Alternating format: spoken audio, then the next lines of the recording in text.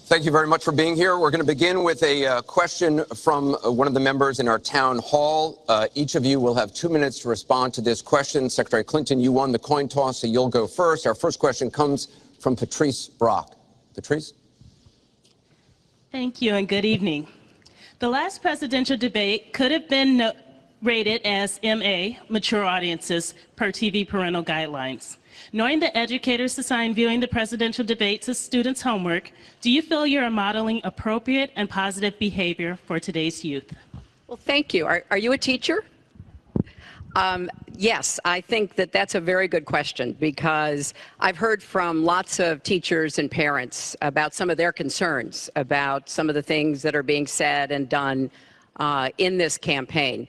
And I think it is very important for us to make clear to our children that our country really is great because we're good. And we are going to respect one another, lift each other up. We are going to be looking for ways to celebrate our diversity. And we are going to try to reach out to every boy and girl as well as every adult to bring them in to working on behalf of our country. I have a very positive and optimistic view about what we can do together.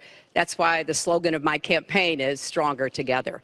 Because I think if we work together, if we overcome the divisiveness that sometimes sets Americans against one another, and instead we make some big goals, and I've set forth some big goals, getting the economy to work for everyone, not just those at the top, making sure that we have the best education system from preschool through college and making it affordable, and so much else. If we set those goals and we go together to try to achieve them, there's nothing, in my opinion, that America can't do. So that's why I hope that we will come together in this campaign.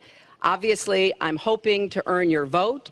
I'm hoping to be elected in November, and I can promise you I will work with every American. I want to be the president for all Americans, regardless of your political beliefs, where you come from, what you look like, your religion. I want us to heal our country and bring it together, because that's, I think, the best way for us to get the future that our children and our grandchildren deserve. Secretary Clinton, thank you. Mr. Trump, you have 2 minutes. Well, I actually agree with that. I agree with everything she said. I began this campaign because I was so tired of seeing such foolish things happen to our country. This is a great country. This is a great land. I've gotten to know the people of the country over the last year and a half that I've been doing this as a politician. I cannot believe I'm saying that about myself, but I guess I have been a politician. And my whole concept was to make America great again. When I watch the deals being made, when I watch what's happening with some horrible things like Obamacare, where your health insurance and health care is going up by numbers that are astronomical, 68%, 59%, 71%. When I look at the Iran deal and how bad a deal it is for us, it's a one-sided transaction where we're giving back $150 billion to a terrorist state, really the #1 terrorist state. We've made them a strong country from really a very weak country just 3 years ago. When I look at all of the things that I see and all of the potential that our country has, we have such tremendous potential, whether it's in business and trade, where we're doing so badly. Last year, we had an almost $800 billion trade deficit. In other words, trading with other countries, we had an $800 billion deficit. It's hard to believe. Inconceivable. You say, who's making these deals? We're going to make great trade deals. We're going to have a strong border. We're going to bring back law and order.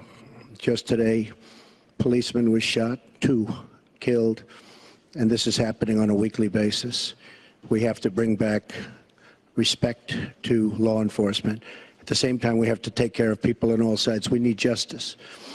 But I want to do things that haven't been done, including fixing and making our inner cities better for the African-American citizens that are so great, and for the Latinos, Hispanics. And I look forward to doing it. It's called Make America Great Again. Thank you, Mr. Trump.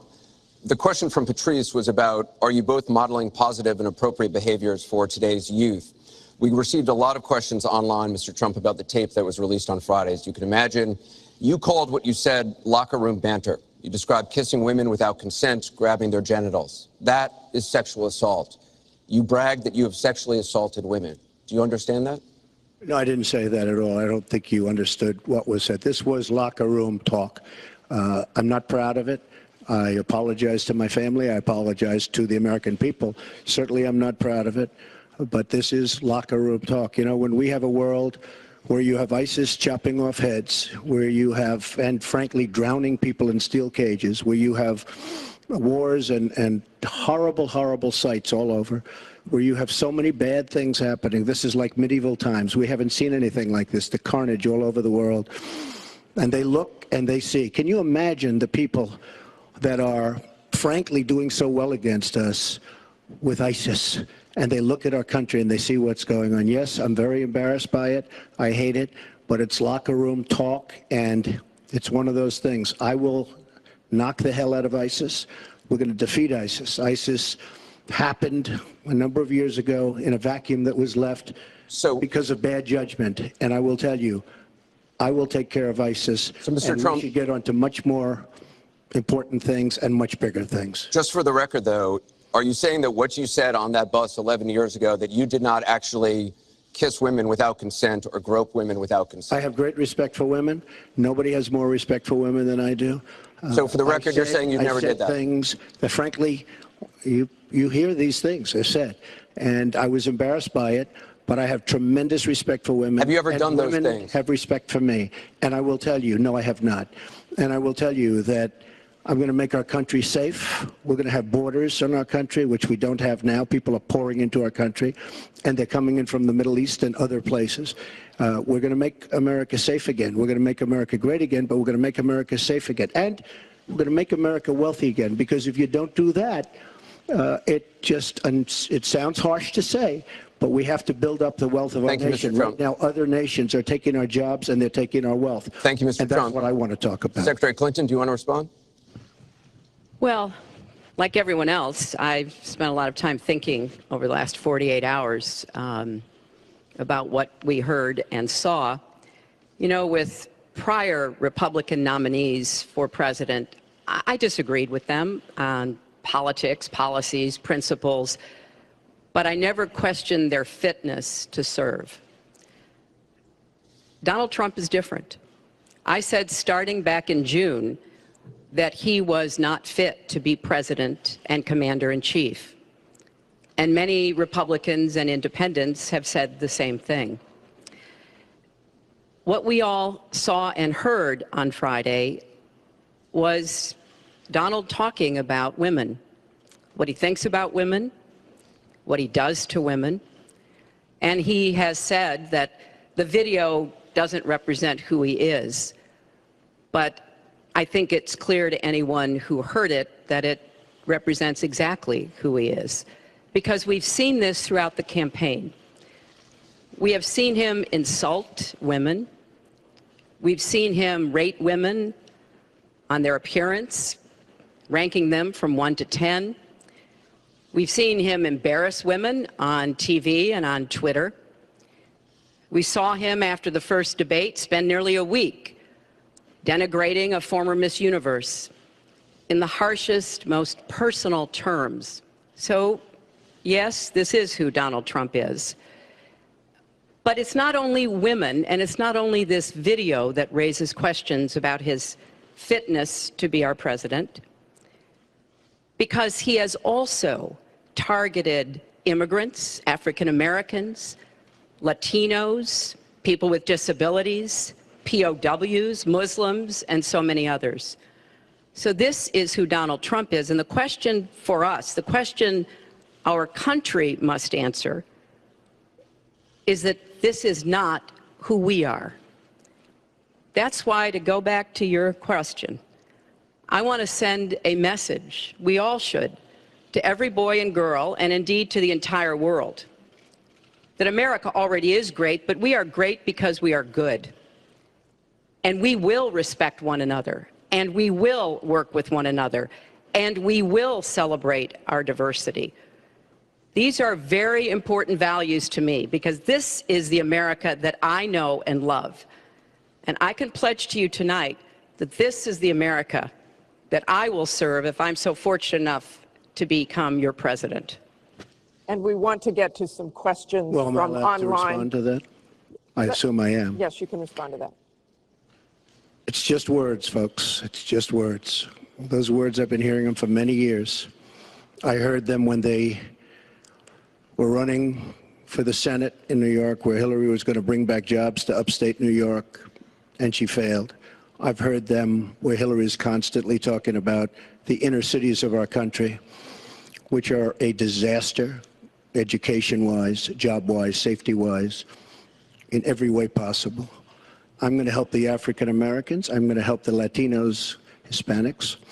I am going to help the inner cities. She's done a terrible job for the African Americans. She wants their vote, and she does nothing, and then she comes back 4 years later. We saw that firsthand when she was a United States Senator. She campaigned where the primary part of her campaign. I want to get to audience questions and online questions. So she's allowed to do that, but I'm not allowed to respond. You're going to get to Sounds respond fair. right now. That sounds fair. This tape is generating intense interest. In just 48 hours, it's become the single most talked about story of the entire 2016 election on Facebook, with millions and millions of people discussing it on the social network. As we said a moment ago, we do want to bring in questions from voters around the country via social media, and our first stays on this topic. Jeff from Ohio asks on Facebook, Trump says the campaign has changed him. When did that happen? So, Mr. Trump, let me add to that. When you walked off that bus at age 59, were you a different man, or did that behavior continue until just recently? And you have 2 minutes for this. As I told you, that was locker room talk. I'm not proud of it. I am a person who has great respect for people, for my family, for the people of this country, and certainly I'm not proud of it. But that was something that happened. If you look at Bill Clinton, far worse, mine are words and his was action. His was what he's done to women. There's never been anybody in the history of politics in this nation that's been so abusive to women. So you can say any way you want to say it, but Bill Clinton was abusive to women. Hillary Clinton attacked those same women and attacked them viciously. 4 of them are here tonight. One of the women, who is a wonderful woman, at 12 years old, was raped at 12. Her client, she represented, got him off, and she's seen laughing on 2 separate occasions, laughing at the girl who was raped. Kathy Shelton, that young woman, is here with us tonight. So don't tell me about words. I apologize for those words. But it is things that people say. But what President Clinton did, he was impeached. He lost his license to practice law. He had to pay an $850,000 fine to one of the women, Paula Jones, who's also here tonight. And I will tell you that when Hillary brings up a point like that, and she talks about words that I said 11 years ago, I think it's disgraceful, and I think she should be ashamed of herself, if you want to know the truth. Can we please hold the applause? Secretary Clinton, you have 2 minutes. Well, first, let me start by saying that so much of what he's just said is not right, but he gets to run his campaign any way he chooses. He gets to decide what he wants to talk about. Instead of answering people's questions, talking about our agenda, laying out the plans that we have that we think can make a better life and a better country, that's his choice. When I hear something like that, I am reminded of what my friend Michelle Obama advised us all. When they go low, you go high. And look, if this were just about one video, maybe what he's saying tonight would be understandable. But everyone can draw their own conclusions at this point about whether or not the man in the video or the man on the stage respects women. But he never apologizes for anything to anyone. He never apologized to Mr. and Mrs. Khan, the Gold Star family, whose son, Captain Khan, died in the line of duty in Iraq. And Donald insulted and attacked them for weeks over their religion.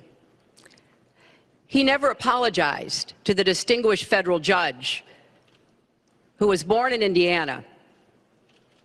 But Donald said he couldn't be trusted to be a judge because his parents were, quote, Mexican. He never apologized to the reporter that he mimicked and mocked on national television, and our children were watching.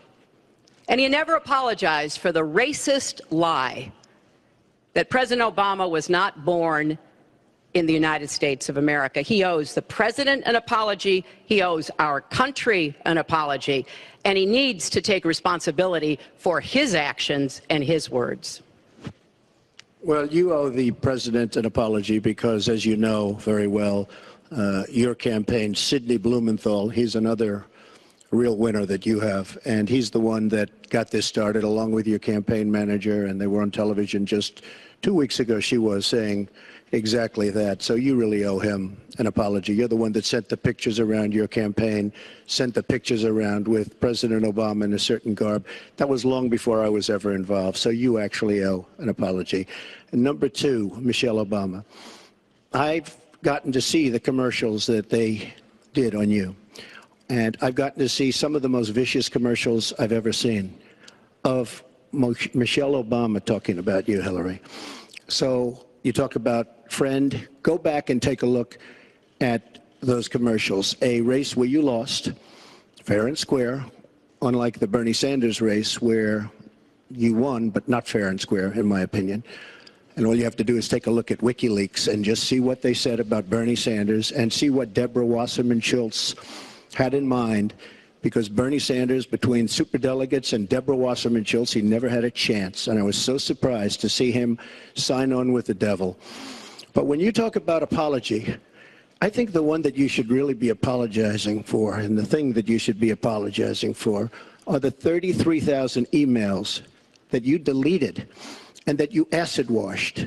And then the 2 boxes of emails and other things last week that were taken from an office and are now missing. And I'll tell you what, I didn't think I'd say this, but I'm going to say it. And I hate to say it. But if I win, I am going to instruct my Attorney General to get a special prosecutor to look into your situation, because there has never been so many lies, so much deception. There has never been anything like it. And we're going to have a special prosecutor. When I speak, I go out and speak. The people of this country are furious. In my opinion, the people that have been long-term workers at the FBI are furious. There has never been anything like this where emails and you get a subpoena, and after getting the subpoena, you delete 33,000 emails. And then you acid wash them, or bleach them, as you would say, a very expensive process. So we're going to get a special prosecutor, and we're going to look into it, because you know what? People have been, their lives have been destroyed for doing 1/5 of what you've done. And it's a disgrace. And honestly, you ought to be ashamed of yourself. Secretary, I want to follow up on that. I'm going to let you talk about emails. Because everything he just said is absolutely false, but I'm not surprised. Really? In the first debate, the audience needs to calm down here. I told people that it would be impossible to be fact-checking Donald all the time. I'd never get to talk about anything I want to do and how we're going to really make lives better for people. So once again, go to HillaryClinton.com. We have literally Trump. You can fact check him in real time. Last time at the first debate, we had millions of people fact-checking, so I expect we'll have millions more fact-checking because, you know, it's just awfully good that someone with the temperament of Donald Trump is not in charge of the law in our country. Yeah, because you'd be in jail. Secretary Clinton.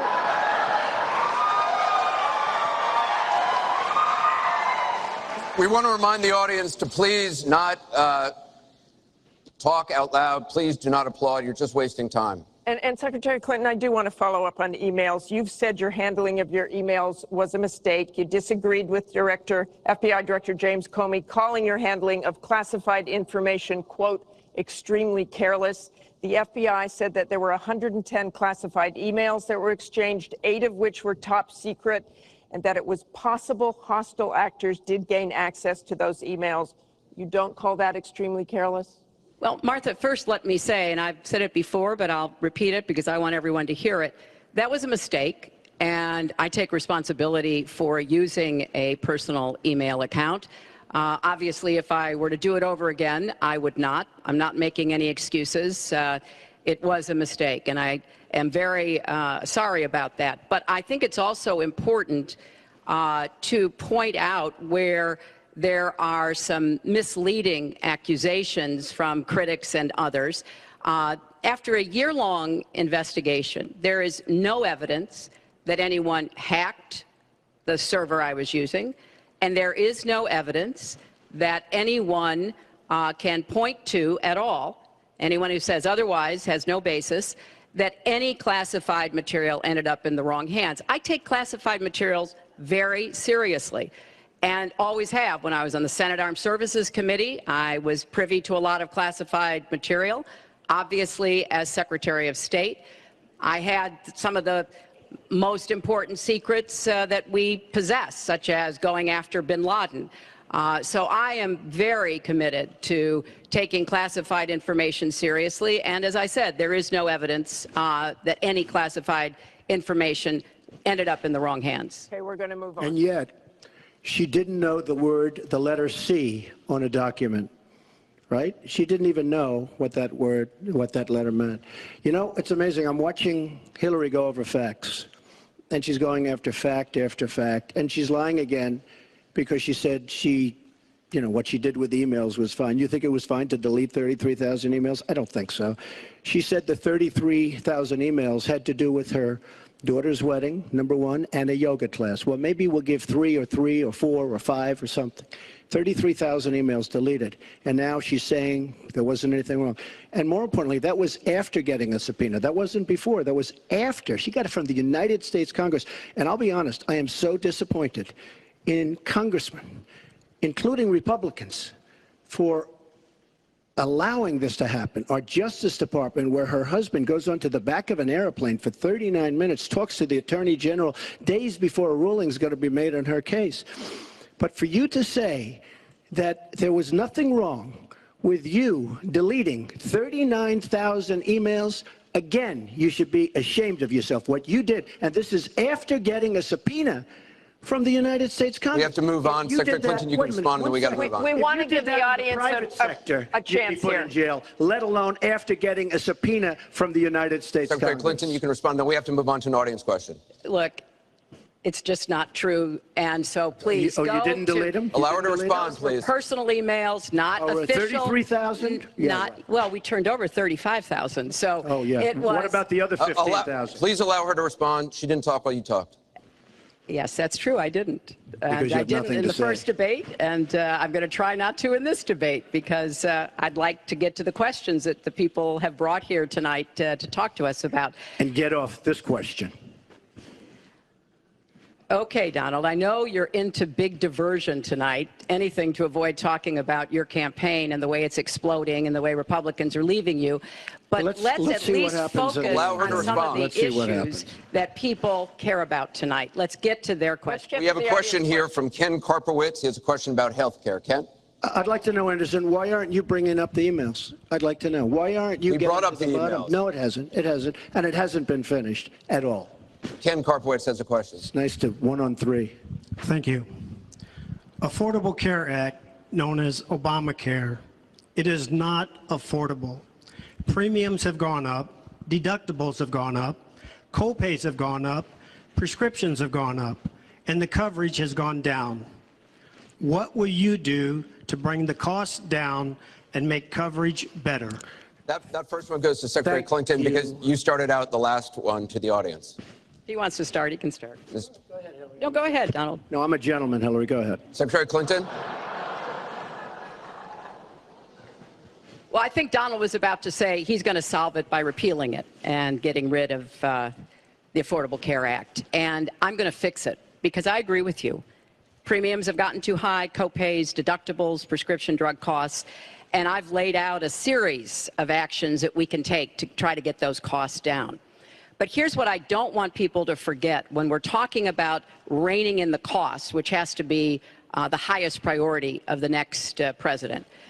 When the Affordable Care Act passed, it wasn't just that 20 million people got insurance who didn't have it before, but that in and of itself was a good thing. I meet these people all the time, and they tell me what a difference having that insurance meant to them and their families. But everybody else, the 170 million of us who get health insurance through our employers, got big benefits. Number one, insurance companies can't deny you coverage because of a pre-existing condition. Number two, no lifetime limits, which is a big deal if you have serious health problems. Number three, women can't be charged more than men for our health insurance, which is the way it used to be before the Affordable Care Act. Number four, if you're under 26 and your parents have a policy, you can be on that policy until the age of 26, something that didn't happen before. So I want very much to save what works and is good about the Affordable Care Act. But we've got to get costs down. We've got to provide some additional help to small businesses so that they can afford to provide health insurance. But if we repeal it, as Donald has proposed, and start over again, all of those benefits I just mentioned are lost to everybody, not just people who get their health insurance on the exchange. And then we would have to start all over again. Right now, we are at 90% health insurance coverage. That's the highest we've ever been in our country. Secretary Clinton, so I want us to get to 100%, but get costs down and keep quality up. Mr. Trump, you have 2 minutes. It is such a great question, and it's maybe the question I get almost more than anything else outside of defense. Obamacare is a disaster. You know it. We all know it. It's going up at numbers that nobody's ever seen worldwide. Nobody's ever seen numbers like this for health care. It's only getting worse. In 17, it implodes by itself. Their method of fixing it is to go back and ask Congress for more money, more and more money. And we have right now almost $20 trillion in debt. Obamacare will never work. It's very bad health insurance, far too expensive. And not only expensive for the person that has it, unbelievably expensive for our country. It's going to be one of the biggest line items very shortly.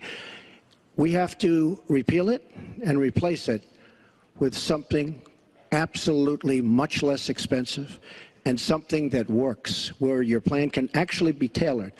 We have to get rid of the lines around the state, artificial lines, where we stop insurance companies from coming in and competing because they wanted, President Obama and whoever was working on it, they want to leave those lines because that gives the insurance companies essentially monopolies. We want competition.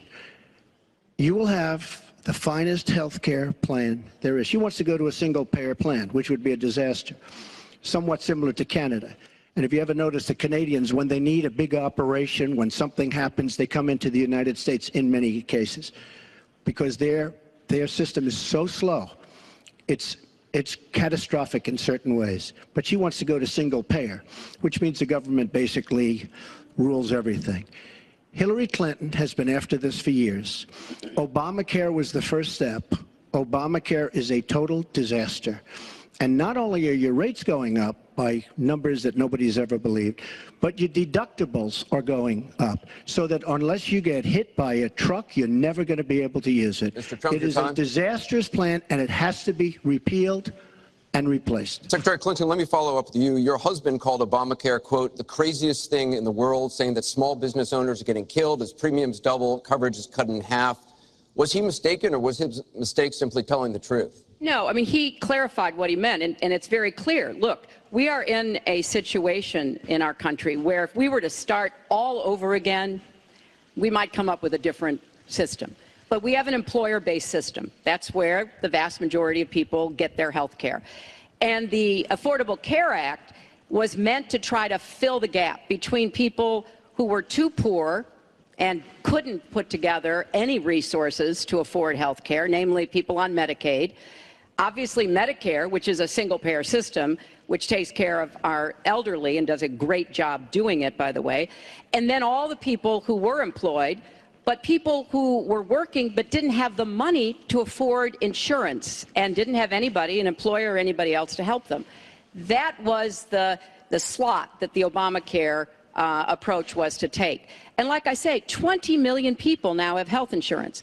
So if we just rip it up and throw it away, what Donald's not telling you is we just turn it back to the insurance companies the way it used to be. And that means the insurance companies get to do pretty much whatever they want, including saying, look, I'm sorry, you've got diabetes, you had cancer, your child has asthma. Your time is up. You may not be able to have insurance because you can't afford it. So let's fix what's broken about it, but let's not throw it away and give it all back to the insurance companies and let the me drug follow up with you, companies. Mr. That's not going to work. Mr. Trump, let me follow up on this. Just one thing. First of all, Hillary, everything's broken about it, everything. Number two, Bernie Sanders said that Hillary Clinton has very bad judgment. This is a perfect example of it, trying to save Obamacare, which is... You've said you want to end Obamacare. You've said you want to end Obamacare. You've also said you want to make coverage accessible for people with pre-existing conditions. How do you force insurance companies to do that if you're no longer mandating that every American get insurance? You're going to have plans. What does that mean? Well, I'll tell you what it means. You're going to have plans that are so good because we're going to have so much competition in the insurance industry once we break out the lines and allow the competition to come. Are you going to have a mandate that Americans have to have health insurance? President Obama, by keeping those lines, the boundary lines around each state, and it was almost gone until just very toward the end of the passage of Obamacare, which, by the way, was a fraud. You know that, because Jonathan Gruber, the architect of Obamacare, he said it was a great lie. It was a big lie. President Obama said you keep your doctor, you keep your plan. The whole thing was a fraud, and it doesn't work. But when we get rid of those lines, you will have competition, and we will be able to keep pre-existing. We'll also be able to help people that don't have money, because we are going to have people protected. And Republicans feel this way, believe it or not, and strongly this way. We're going to block grant into the states. We're going to block grant into Medicaid into the states so that we will be able to take care of people without the necessary funds to take care of themselves. Thank you, Mr. Trump. We now go to Gorba Hamid with a question for both candidates. Hi. There are 3.3 million Muslims in the United States, and I'm one of them. You've mentioned working with Muslim nations, but with Islamophobia on the rise, how will you help people like me deal with the consequences of being labeled as a threat to the country after the election is over? Mr. Trump, you're first. Well, you're right about Islamophobia, and that's a shame. But one thing we have to do is we have to make sure that, because there is a problem. I mean, whether we like it or not, and we can be very politically correct, but whether we like it or not, there is a problem. And we have to be sure that Muslims come in and report when they see something going on. When they see hatred going on, they have to report it. As an example, in San Bernardino, many people saw the bombs all over the apartment of the two people that killed 14 and wounded many, many people. Horribly wounded. They'll never be the same. Muslims have to report the problems when they see them.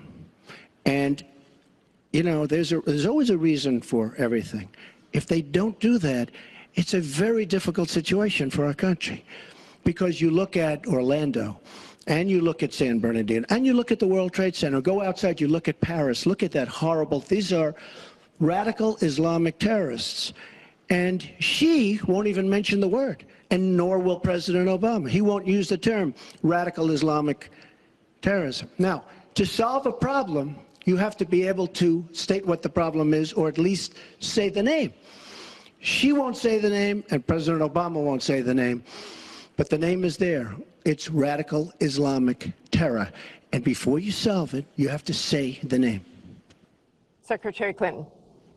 Well, thank you for asking your question. And I've heard this question from a lot of Muslim Americans across our country, because unfortunately there's been a lot of very divisive, dark things said about Muslims. And even someone like Captain Khan, the young man who sacrificed himself defending our country in the United States Army, has been subject to attack by Donald. I want to say just a couple of things. First, we've had Muslims in America since George Washington. And we've had many successful Muslims. We just lost a particularly well-known one with Muhammad Ali. My vision of America is an America where everyone has a place. If you're willing to work hard, you do your part, you contribute to the community. That's what America is. That's what we want America to be for our children and our grandchildren. It's also very short-sighted and even dangerous to be engaging in the kind of demagogic rhetoric that Donald has about Muslims. We need American Muslims to be part of our eyes and ears on our front lines. I've worked with a lot of different Muslim groups around America. I've met with a lot of them, and I've heard how important it is for them to feel that they are wanted and included and part of our country, part of our homeland security, and that's what I want to see. It's also important, I intend to defeat ISIS, to do so in a coalition with majority Muslim nations. Right now, a lot of those nations are hearing what Donald says and wondering, why should we cooperate with the Americans? And this is a gift to ISIS and the terrorists, violent jihadist terrorists. We are not at war with Islam. And it is a mistake, and it plays into the hands of the terrorists to act as though we are. So I want a country where citizens like you and your family are just as welcome as anyone else. Thank you, Secretary Clinton. And Secretary Clinton, let me ask you about that, because you have asked for an increase from 10 to 65,000 Syrian refugees. We know you want tougher vetting. That's not a perfect system. So why take the risk of having those refugees come into the country? Well, first of all, I will not let anyone into our country that I think poses a risk to us. But there are a lot of refugees, women and children. Think of that picture we all saw of that 4-year-old boy with the blood on his forehead because he'd been bombed by the Russian and Syrian air forces. There are children suffering in this catastrophic war, largely, I believe, because of Russian aggression, and we need to do our part. We by no means are carrying anywhere near the load that Europe and others are. But we will have vetting that is as tough as it needs to be from our professionals, our intelligence experts, and others. But it is important for us as a policy, not to say, as Donald has said, we're going to ban people based on a religion. How do you do that? We are a country founded on religious freedom and liberty. How do we do what he has advocated without causing great distress within our own country? Are we going to have religious tests when people fly into our country? And how do we expect to be able to implement those? So I thought that what he said was extremely unwise and even dangerous. And indeed, you can look at the propaganda on a lot of the terrorist sites, and what Donald Trump says about Muslims is used to recruit fighters because they want to create a war between us. And the final thing I would say, this is the 10th or 12th time that he's denied being for the war in Iraq. We have it on tape. The entire press corps has looked at it. It's been debunked, but it never stops him from saying whatever he wants to say. Has not been debunked. So please has not been debunked. And go to HillaryClinton.com and you can see it. I was against the war in Iraq. Has not been debunked. And you voted for it, and you shouldn't have. Well, I just want There's been lots of fact-checking on that. I'd like to move on to an online question. She just went about 25 seconds over her time. Could I just respond to this, please? Very quickly, please. Hillary Clinton, in terms of having people come into our country, we have many criminal illegal aliens. When we want to send them back to their country says we don't want them. In some cases, they're murderers, drug lords, drug problems, and they don't want them. And Hillary Clinton, when she was Secretary of State, said, that's okay, we can't force it into their country. Let me tell you, I'm going to force them right back into their country. They're murderers and some very bad people. And I will tell you very strongly, when Bernie Sanders said she had bad judgment, she has really bad judgment, because we are letting people into this country that are going to cause problems and crime like you've never seen. We're also letting drugs pour through our southern border at a record clip, and it shouldn't be allowed to happen. ICE just endorsed me. They've never endorsed a presidential candidate. The Border Patrol agents, 16,500, just recently endorsed me. And they endorse me because I understand the border. She doesn't. She wants amnesty for everybody. Come right in, come right over. It's a horrible thing she's doing. She's got bad judgment, and honestly, so bad that she should never be president of the United States. That I can tell you. Thank you, Mr. Trump. I want to move on. This next question comes from the public through the Bipartisan Open Debate Coalition's online forum, where Americans submitted questions that generated millions of votes. This question involves WikiLeaks' release of purported excerpts of Secretary Clinton's paid speeches, which she has refused to release, and one line in particular in which you, Secretary Clinton, purportedly say you need both a public and private position on certain issues. So, two from Virginia asks, is it okay for politicians to be two-faced? Is it acceptable for a politician to have a private stance on issues? Secretary Clinton, well, your 2 minutes. Right. As I recall, that was something I said about Abraham Lincoln after having seen the wonderful Steven Spielberg movie called Lincoln. It was a master class watching President Lincoln get the Congress to approve the 13th Amendment. It was principled and it was strategic. And I was making the point that it is hard sometimes to get the Congress to do what you want to do, and you have to keep working at it. And yes, President Lincoln was trying to convince some people. He used some arguments. Convincing other people, he used other arguments. That was a great, I thought, a great display of presidential leadership.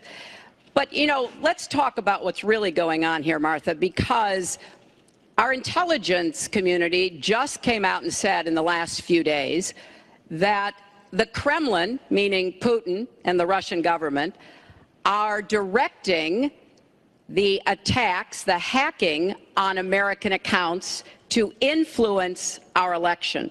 And WikiLeaks is part of that, as are other sites where the Russians hack information. We don't even know if it's accurate information, and then they put it out. We have never in the history of our country been in a situation where an adversary, a foreign power, is working so hard to influence the outcome of the election. And believe me, they're not doing it to get me elected. They're doing it to try to influence the election for Donald Trump. Now, maybe because he has praised Putin, maybe because he says he agrees with a lot of what Putin wants to do, maybe because he wants to do business in Moscow. I don't know the reasons. But we deserve answers. And we should demand that Donald release all of his tax returns so that people can see what are the entanglements and the financial relationships we're going to get to that later. That he has Secretary with Clinton, Russians and you're out other of time. foreign powers. Well, I think I should Mr. respond Trump. because it's so ridiculous. Look, now she's blaming, she got caught in a total lie. Her papers went out to all her friends at the banks, Goldman Sachs and everybody else, and she said things, WikiLeaks, that just came out. And she lied. Now she's blaming the lie on the late, great Abraham Lincoln. That's one that I haven't. Okay, Honest Abe. Honest Abe never lied. That's the good thing. That's the big difference between Abraham Lincoln and you. That's a big, big difference. We're talking about some difference. But as far as other elements of what she was saying, I don't know, Putin. I think it would be great if we got along with Russia because we could fight ISIS together, as an example. But I don't know Putin. But I notice anytime anything wrong happens, they like to say, the Russians. She doesn't know if it's the Russians doing the hacking. Maybe there is no hacking. But they always blame Russia. And the reason they blame Russia is because they think they're trying to tarnish me with Russia. I know nothing about Russia. I know about Russia, but I know nothing about the inner workings of Russia. I don't deal there. I have no businesses there. I have no loans from Russia.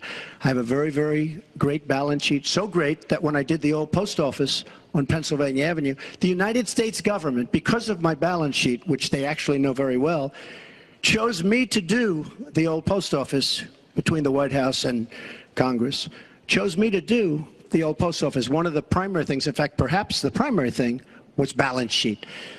But I have no loans with Russia. You could go to the United States government and they would probably tell you that because they know my sheet very well in order to get that development. I had to have. Now, the taxes are a very simple thing. As soon as I have, first of all, I pay hundreds of millions of dollars in taxes. Many of our friends took bigger deductions. Warren Buffett took a massive deduction. Soros, who's a friend of hers, took a massive deduction. Many of the people that are giving her all this money that she can do many more commercials than me, took massive deductions. I pay hundreds of millions of dollars in taxes, but as soon as my routine audit's finished, I'll release my returns. I'll be very proud to. Thank you, Mr. Trump. We've got we're on turn, actually, to the topic of taxes. We have a question from Spencer Moss. Spencer? Good evening. My question is, what specific tax provisions will you change to ensure the wealthiest Americans pay their fair share in taxes? Mr. Trump, you have 2 minutes. Well, one thing I do is get rid of carried interest.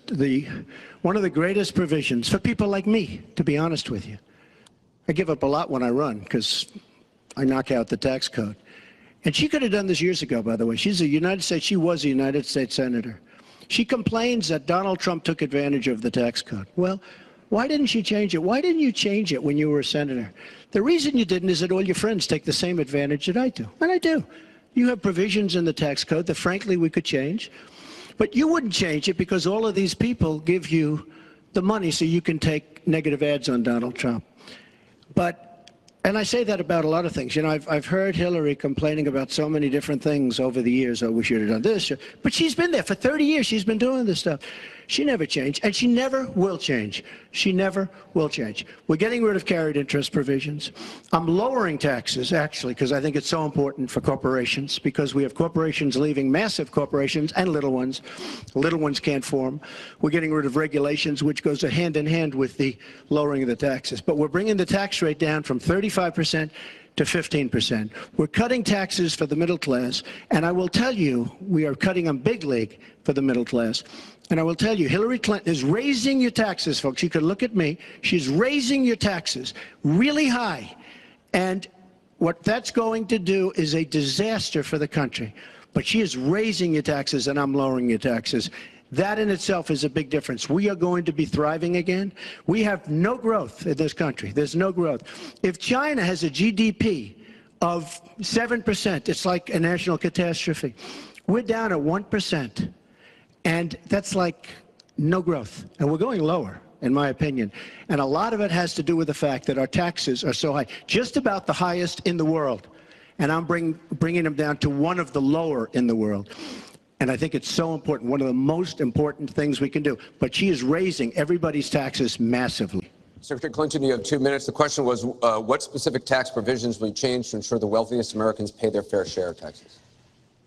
Well, everything you've heard just now from Donald is not true. I'm sorry I have to keep saying this, but he lives in an alternative reality.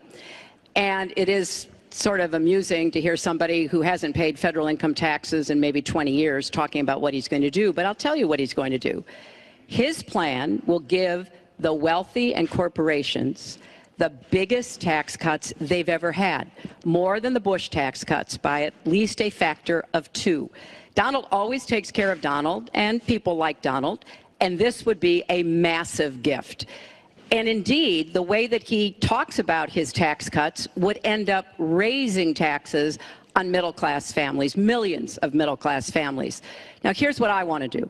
I have said nobody who makes less than $250,000 a year, and that's the vast majority of Americans, as you know, will have their taxes raised, because I think we've got to go where the money is. And the money is with people who've taken advantage of every single break in the tax code. And yes, when I was a senator, I did vote to close corporate loopholes. I voted to close, I think, one of the loopholes he took advantage of when he claimed $1 billion loss that enabled him to avoid paying taxes. I want to have a tax on people who are making $1 million. It's called the Buffett rule. Yes, Warren Buffett is the one who's gone out and said somebody like him should not be paying a lower tax rate than his secretary. I want to have a surcharge on incomes above $5 million. We have to make up for lost times because I want to invest in you. I want to invest in hardworking families.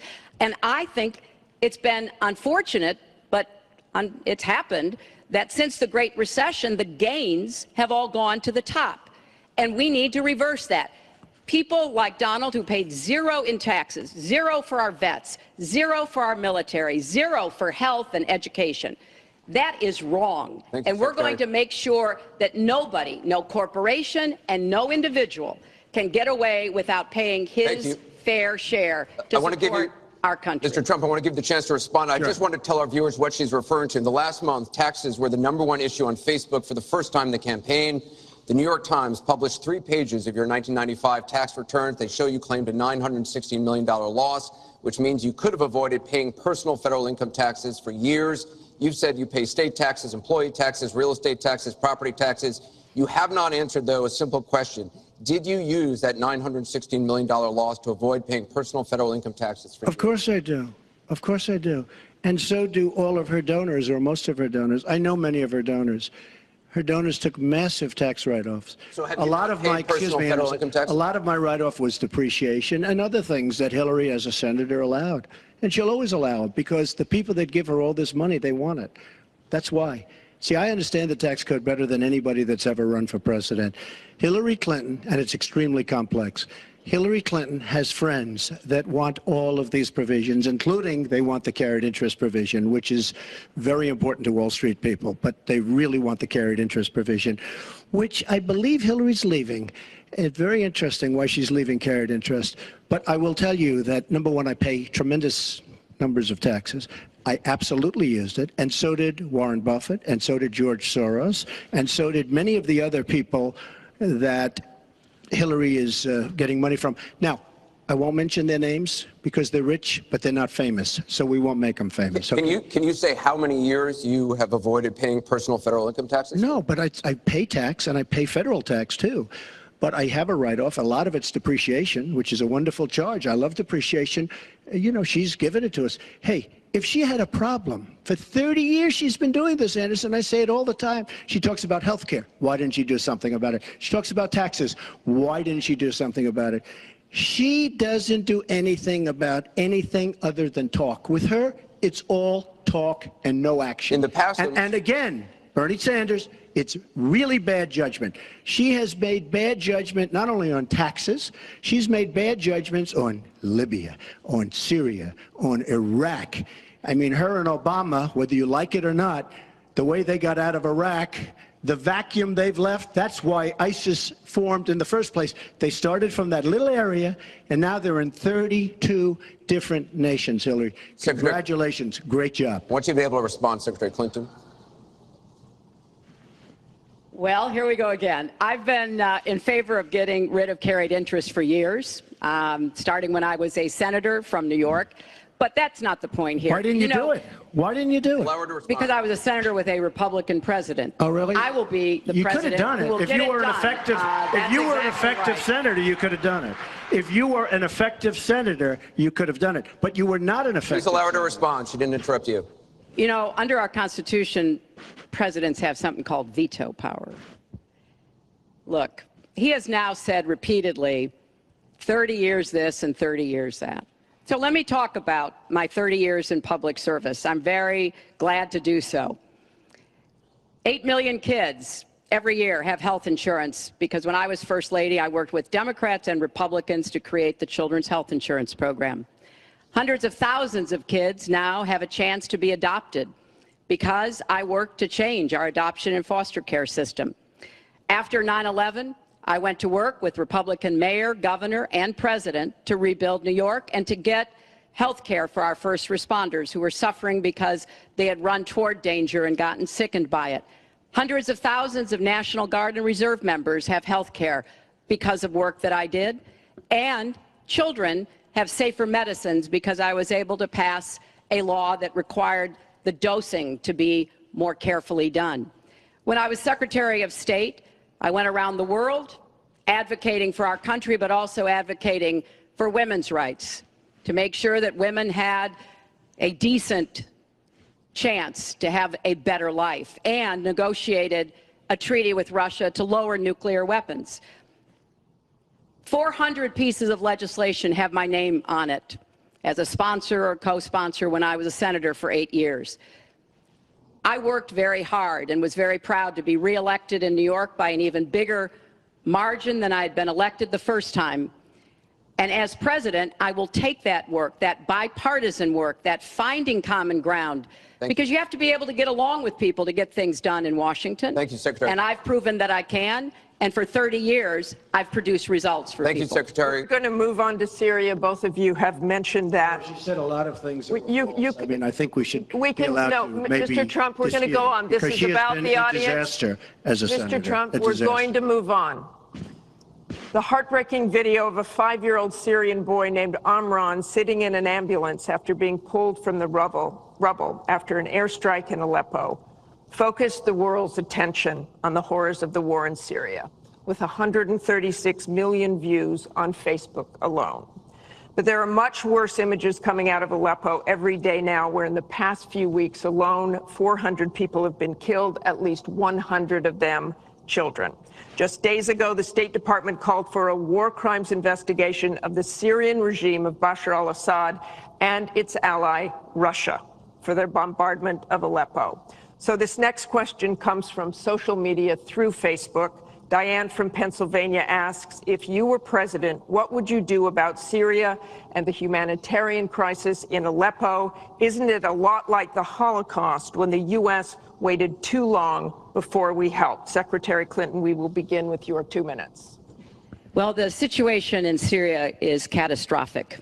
And every day that goes by, we see the results of the regime by Assad in partnership with the Iranians on the ground, the Russians in the air, bombarding places, in particular Aleppo, where there are hundreds of thousands of people, probably about 250,000 still left. And there is a determined effort by the Russian Air Force to destroy Aleppo in order to eliminate the last of the Syrian rebels who were really holding out against the Assad regime. Russia hasn't paid any attention to ISIS. They're interested in keeping Assad in power. So when I was Secretary of State, advocated, and I advocate today, a no-fly zone and safe zones. We need some leverage with the Russians because they're not going to come to the negotiating table for a diplomatic resolution unless there is some leverage over them. And we have to work more closely with our partners and allies on the ground. But I want to emphasize that what is at stake here is the ambitions and the aggressiveness of Russia. Russia has decided that it's all in Syria, and they've also decided who they want to see become president of the United States, too, and it's not me. I've stood up to Russia. I've taken on Putin and others, and I would do that as president. I think wherever we can cooperate with Russia, that's fine. And I did as Secretary of State. That's how we got a treaty reducing nuclear weapons. It's how we got the sanctions on Iran that put a lid on the Iranian nuclear program without firing a single shot. So I would go to the negotiating table with more leverage than we have now. But I do support the effort to investigate for crimes, war crimes committed by the Syrians and the Russians and try to hold them accountable. Thank you, Secretary Clinton. First of all, she was there as Secretary of State with the so-called line in the sand, which... No, I wasn't. I was gone. I hate to interrupt you, but... But you were in contact, excuse me. At some point, we need to do some fact-checking here. You were in total contact with the White House. And perhaps, sadly, Obama probably still listened to you. I don't think he'd be listening very much anymore. Obama draws the line in the sand. It was laughed at all over the world what happened. Now, with that being said, she talks tough against Russia. But our nuclear program has fallen way behind, and they've gone wild with their nuclear program. Not good. Our government shouldn't have allowed that to happen. Russia is new in terms of nuclear. We are old, we're tired, we're exhausted in terms of nuclear. A very bad thing. Now, she talks tough. She talks really tough against Putin and against Assad. She talks in favor of the rebels. She doesn't even know who the rebels are. You know, every time we take rebels, whether it's in Iraq or anywhere else, we're arming people. And you know what happens? They end up being worse than the people. Look at what she did in Libya with Gaddafi. Gaddafi's out. It's a mess. And by the way, ISIS has a good chunk of their oil. I'm sure you probably have heard that. It was a disaster. Because the fact is, almost everything she's done in foreign policy has been a mistake, and it's been a disaster. But if you look at Russia, just take a look at Russia, and look at what they did this week, where I agree she wasn't there, but possibly she's consulted. We sign a peace treaty. Everyone's all excited. Well, what Russia did with Assad, and by the way, with Iran, who you made very powerful with the dumbest deal perhaps I've ever seen in the history of deal making, the Iran deal with $150 billion, with the $1.7 billion in cash, which is enough cash to fill up this room. But look at that deal. Iran now and Russia are now against us. So she wants to fight. She wants to fight for rebels. There's only one problem. You don't even know who the rebels are. Mr. Trump, So Mr. what's Trump, the your purpose? 2 minutes And one thing is I have up. to say, Your 2 minutes I don't is like up. Assad at all, but Assad is killing ISIS. Russia is killing ISIS, and Iran is killing ISIS. And those three have now lined up because of our weak foreign policy. Mr. Trump, let me repeat the question. If you were president, what would you do about Syria and the humanitarian crisis in Aleppo? And I want to remind you what your running mate said. He said provocations by Russia need to be met with American strength, and that if Russia continues to be involved in airstrikes along with the Syrian government forces of Assad, the United States of America should be prepared to use military force to strike the military targets of the Assad regime. Okay. He and I haven't spoken, and I disagree. I disagree. You disagree with your running mate. I think we have to knock out ISIS. Right now, Syria is fighting ISIS. We have people that want to fight both at the same time. But Syria is no longer Syria. Syria is Russia, and it's Iran, who she made strong, and Kerry and Obama made into a very powerful nation and a very rich nation very, very quickly, very, very quickly. I believe we have to get ISIS.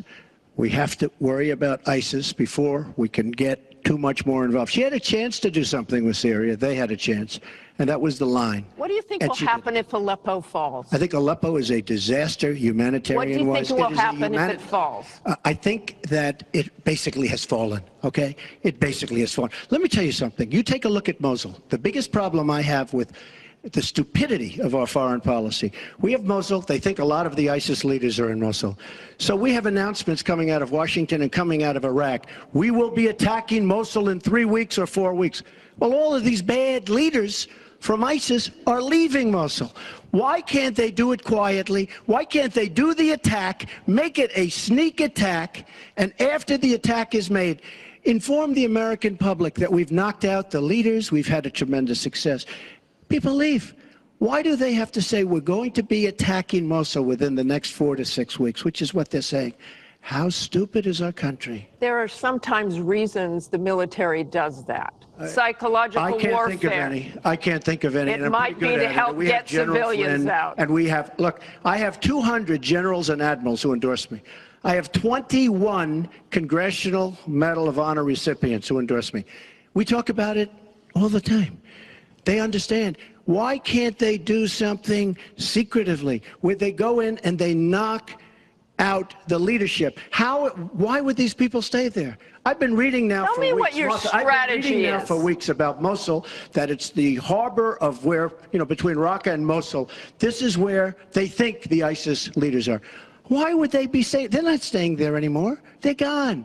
Because everybody's talking about how Iraq, which is us with our leadership, goes in to fight Mosul. Now, with these 200 admirals and generals, they can't believe it. All I say is this: General George Patton, General Douglas MacArthur are spinning in their grave at the stupidity of what we're doing in the Middle East. We've got a question over here from James Carter.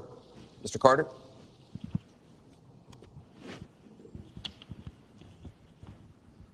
My question is, do you believe you can be a devoted president to all the people in the United States? That question begins for Mr. Trump. Absolutely. I mean, she calls our people deplorable, a large group, and irredeemable. I will be a president for all of our people, and I'll be a president that will turn our inner cities around. and will give strength to people, and will give economics to people, and will bring jobs back, because NAFTA, signed by her husband, is perhaps the greatest disaster trade deal in the history of the world, not in this country. It stripped us of manufacturing jobs. We lost our jobs. We lost our money. We lost our plants. It is a disaster. And now she wants to sign TPP, even though she says now she's for it. She called it the gold standard. And by the way, at the last debate, she lied, because it turned out that she did say the gold standard, and she said she didn't say it. They actually said that she lied, okay? And she lied, but she's lied about a lot of things. I would be a president for all of the people, African Americans, the inner cities. Devastating what's happening to our inner cities. She's been talking about it for years. As usual, she talks about it, nothing happens. She doesn't get it done. Same with the Latino Americans, the Hispanic Americans, the same exact thing. They talk, they don't get it done. You go into the inner cities and you see it's 45% poverty. African Americans now, 45% poverty in the inner cities. The education is a disaster. Jobs are essentially non-existent. I mean, it's, you know, and I've been saying at big speeches where I have 20 and 30,000 people, what do you have to lose? It can't get any worse. And she's been talking about the inner cities for 25 years. Nothing's going to ever happen. Let me tell you, if she's president of the United States, nothing's going to happen. It's just going to be talk. And all of her friends, the taxes we were talking about, and I would just get it by osmosis. She's not doing any me favors. But by doing all the others favors, she's doing me favors. Mr. Trump, thank you. But I will tell you, she's all talk. It doesn't get done. All you have to do is take a look at her Senate run. Take a look at upstate New York. Your 2 minutes is up. Secretary Clinton, It turned out 2 to be a minutes. disaster. You have 2 minutes, Secretary Clinton. Well, 67% of the people voted to reelect me when I ran for my second term, and I was very proud and very humbled by that. Mr. Carter, I have tried my entire life to do what I can to support children and families. You know, right out of law school, I went to work for the Children's Defense Fund, and Donald talks a lot about, you know, the 30 years I've been in public service. I'm proud of that. You know, I started off as a young lawyer working against discrimination against African American children in schools and in the criminal justice system. I worked to make sure that kids with disabilities could get a public education, something that I care very much about. I have worked with Latinos. One of my first jobs in politics was down in South Texas, registering Latino citizens to be able to vote. So I have a deep devotion, to use your absolutely correct word, to making sure that every American feels like he or she has a place in our country. And I think when you look at the letters that I get, a lot of people are worried that maybe they wouldn't have a place in Donald Trump's America. They write me, and one woman wrote me about her son, Felix. She adopted him from Ethiopia when he was a toddler. He's 10 years old now. This is the only country he's ever known. And he listens to Donald on TV, and he said to his mother one day, will he send me back to Ethiopia if he gets elected? You know, children listen to what is being said, to go back to the very, very first question. And there's a lot of fear that, in fact, teachers and parents are calling it the Trump effect. Bullying is up. A lot of people are feeling, you know, uneasy. A lot of kids are expressing their concerns. So first and foremost, I will do everything I can to reach out to everybody, Secretary Democrats, Clinton. Republicans, independents, people across our country.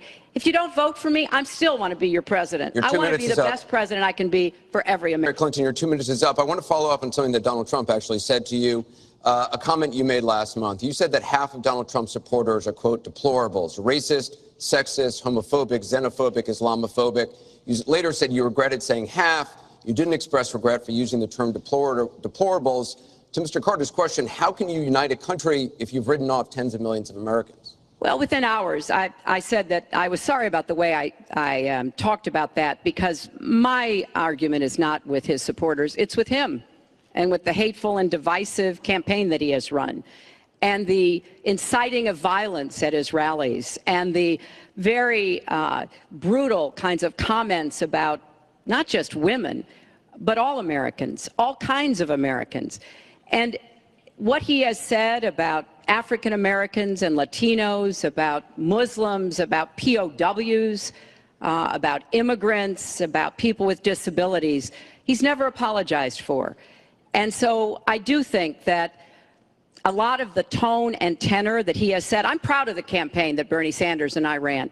We ran a campaign based on issues, not insults, and he is supporting me 100%. Thank you. Because we talked about what we wanted to do. We might have had some differences, and we had a lot of debates. Thank you, Secretary. But we believed that we could make the country better, and I was proud of that. I'm going to give you a minute, 20 We seconds. have a divided nation.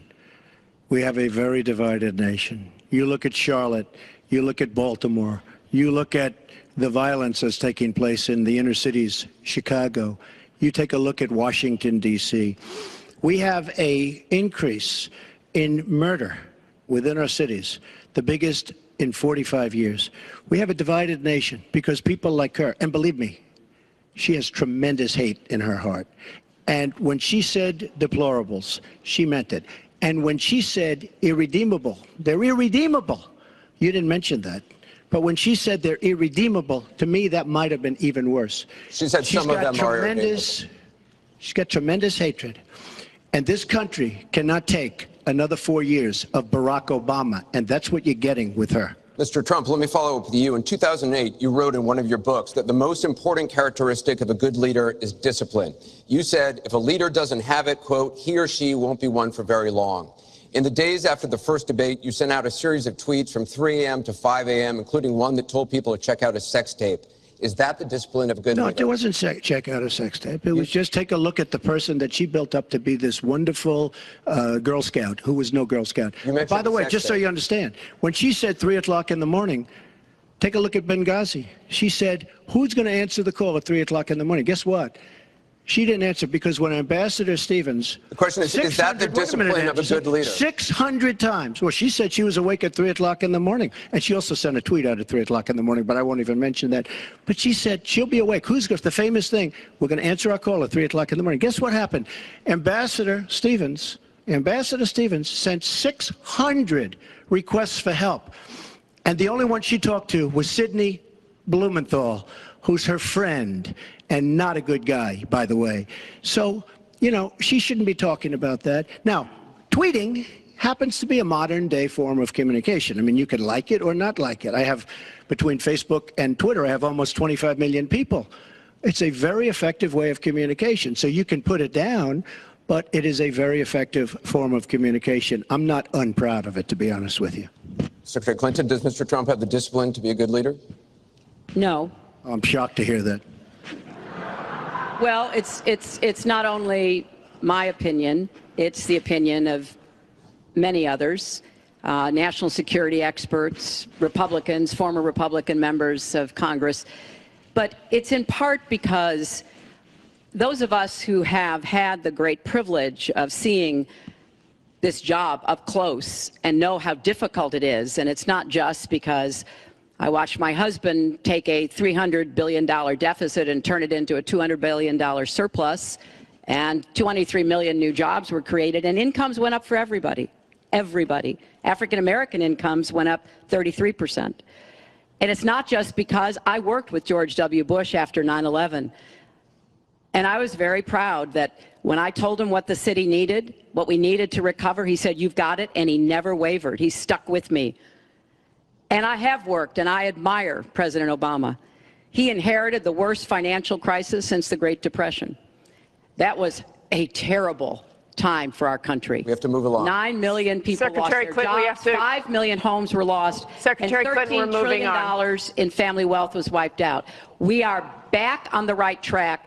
He would send us back into recession with his tax plans. Secretary Clinton, we are moving to an audience question. We're almost out of time. We have another. Mr. Trump, we're moving to an audience question. It is our country Mr. Trump, has the Secretary slowest growth, Clinton, we and want to get jobs to are a the disaster. audience. Thank you very much, both of you. We have another audience question. Beth Miller has a question for both candidates. Good evening. Perhaps the most important aspect of this election is the Supreme Court justice.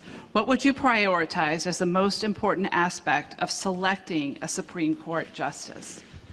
We begin with your 2 minutes, Secretary Clinton. Thank you. Well, you're right. This is one of the most important issues in this election. I want to appoint Supreme Court justices who understand the way the world really works, who have real-life experience, who have not just been in a big law firm and maybe clerked for a judge and then gotten on the bench, but maybe they tried some more cases. They actually understand what people are up against, because I think the current court has gone in the wrong direction. And so I would want to see the Supreme Court reverse Citizens United and get dark, unaccountable money out of our politics. Donald doesn't agree with that. I would like the Supreme Court to understand that voting rights are still a big problem in many parts of our country, that we don't always do everything we can to make it possible for people of color and older people and young people to be able to exercise their franchise.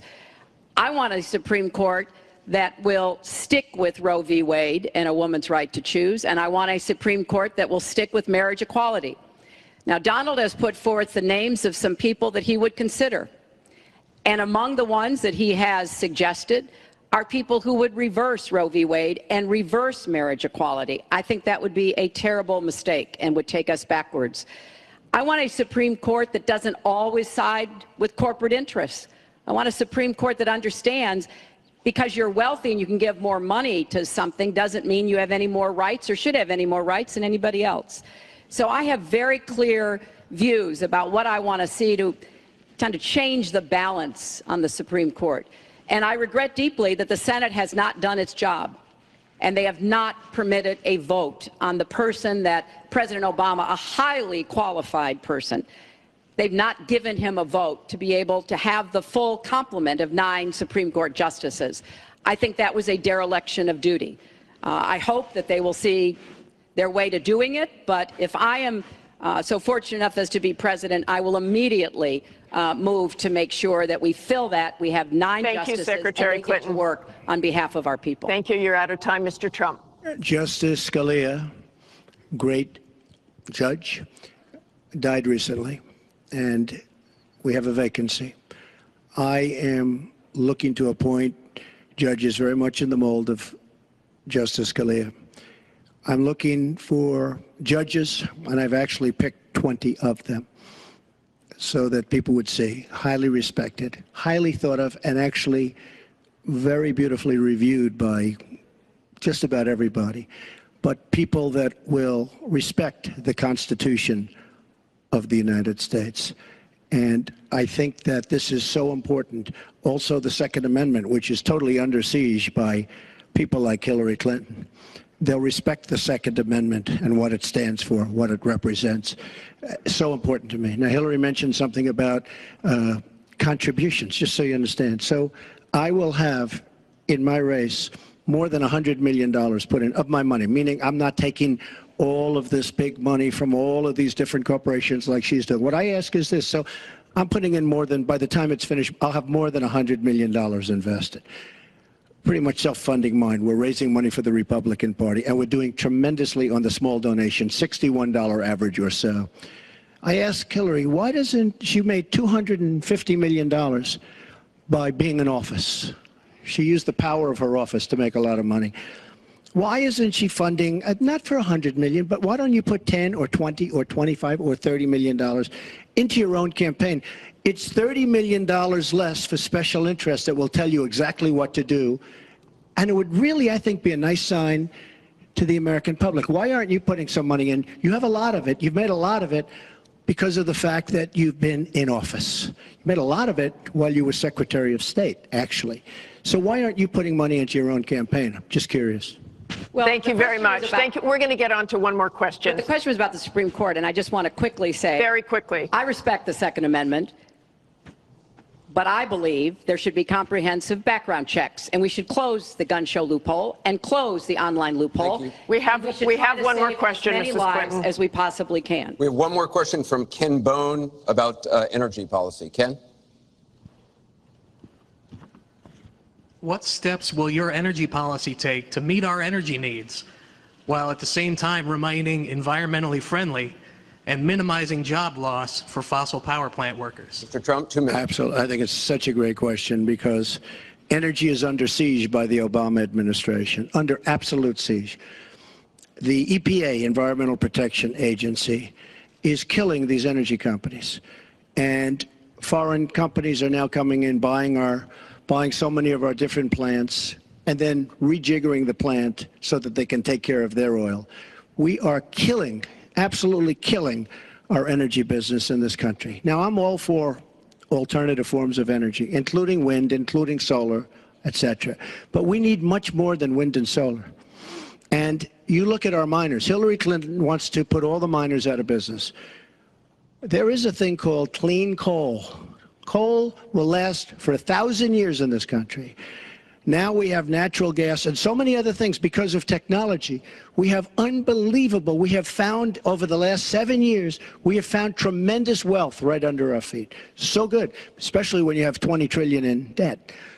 I will bring our energy companies back. They'll be able to compete. They'll make money. They'll pay off our national debt. They'll pay off our tremendous budget deficits, which are tremendous. But we are putting our energy companies out of business. We have to bring back our workers. You take a look at what's happening to steel and the cost of steel, and China dumping vast amounts of steel all over the United States, which essentially is killing our steel workers and our steel companies. We have to guard our energy companies. We have to make it possible. The EPA is so restrictive that they are putting our energy companies out of business. And all you have to do is go to a great place like West Virginia or places like Ohio, which is phenomenal, or places like Pennsylvania, and you see what they're doing to the people, miners and others in the energy business. It's a disgrace. Your time is up. Thank you, It's sir. an absolute disgrace. Secretary Clinton, 2 minutes. Well, that was very interesting. First of all, China is illegally dumping steel in the United States, and Donald Trump is buying it to build his buildings, putting steel workers and American steel plants out of business. That's something that I fought against as a senator, and that I would have a trade prosecutor to make sure that we don't get taken advantage of by China on steel or anything else. You know, because it sounds like you're in the business or you're aware of people in the business, you know that we are now, for the first time ever, energy independent. We are not dependent upon the Middle East, but the Middle East still controls a lot of the prices. So the price of oil has been way down, and that has had a damaging effect on a lot of the oil companies, right? We are, however, producing a lot of natural gas, which serves as a bridge to more renewable fuels, and I think that's an important transition. We've got to remain energy independent. It gives us much more power and freedom than to be worried about what goes on in the Middle East. We have enough worries over there without having to worry about that. So I have a comprehensive energy policy, but it really does include fighting climate change, because I think that is a serious problem. And I support moving toward more clean, renewable energy as quickly as we can. Because I think we can be the 21st century clean energy superpower and create millions of new jobs and businesses. But I also want to be sure that we don't leave people behind. That's why I'm the only candidate from the very beginning of this campaign who had a plan to help us revitalize coal country. Because those coal miners and their fathers and their grandfathers, they dug that coal out. A lot of them lost their lives. They were injured. But they turned the lights on and they powered our factories. I don't want to walk away from them, so we've got to do something for them. But the price of coal is down worldwide. So we have to look at this comprehensively, and that's exactly what I have proposed. I hope you will go to HillaryClinton.com and look at my entire policy. One more audience question. We've sneaked in one more question, and it comes from Carl Becker.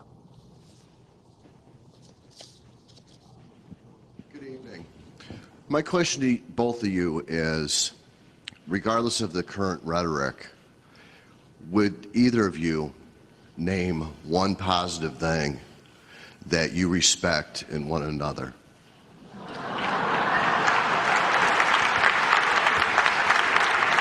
Mr. Trump, would you like to go first?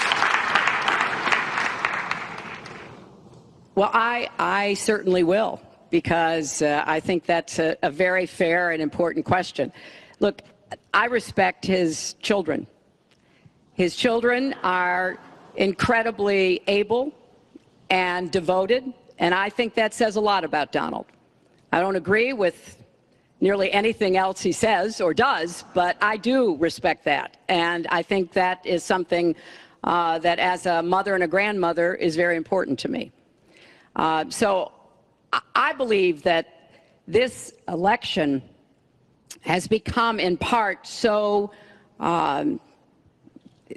conflict-oriented, so intense, because there's a lot at stake.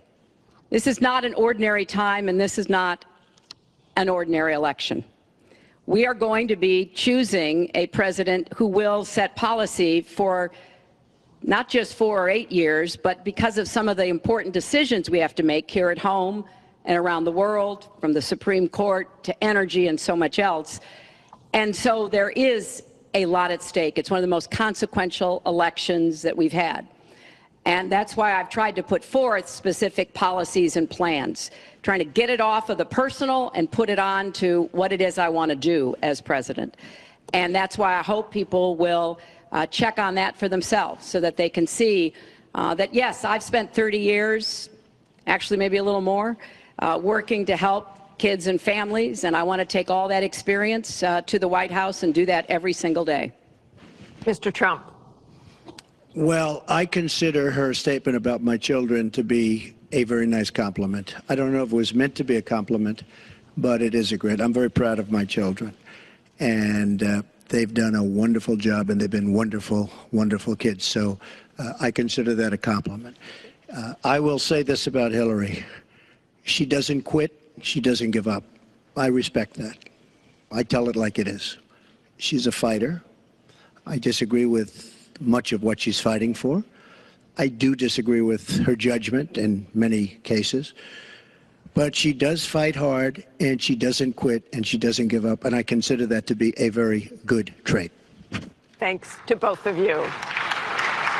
I want to thank both the candidates. I want to thank the university here. This concludes the town hall meeting. Our thanks to the candidates, the commission, Washington University, and to everybody who watched.